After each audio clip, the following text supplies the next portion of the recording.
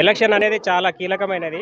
గ్రామ పంచాయతీలో ఒక వార్డ్ మెంబర్ గెలవడం చాలా కష్టమైన పని, సమస్యతో కూడిన పని. కాబట్టి గ్రామాల్లో ఉన్న ఓటర్లందరూ పనిచేసే వ్యక్తికి ఓటేసి పని చేయించుకోవాలి. వార్డ్ నెంబర్ గెలవడం ఒకటే ముఖ్యం కాదు, గెలిచిన తర్వాత కూడా పని చేయాలి. వాళ్ళు పని చేయకుండా వార్డ్ నెంబర్ గెలిచినాక మా పని మేము చేసుకుంటాం అన్నట్టు గెలవకూడదు. అసలు పోతే పని చేసి సత్తా ఉన్నోళ్ళే వార్డ్ నెంబరు గ్రామ పంచాయతీలో అడుగు పెట్టాలి. అటువంటి వాళ్ళని మనం ఓటేసి గెలిపియాలి.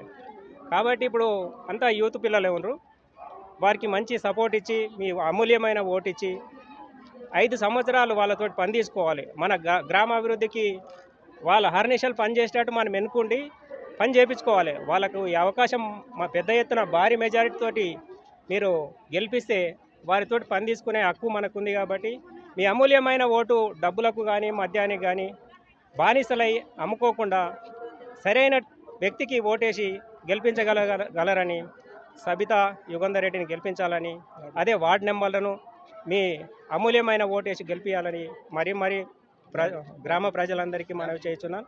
ధన్యవాదాలు. మీ అమూల్యమైన ఓటు బ్యాట్ గుర్తుకు వేయాలి.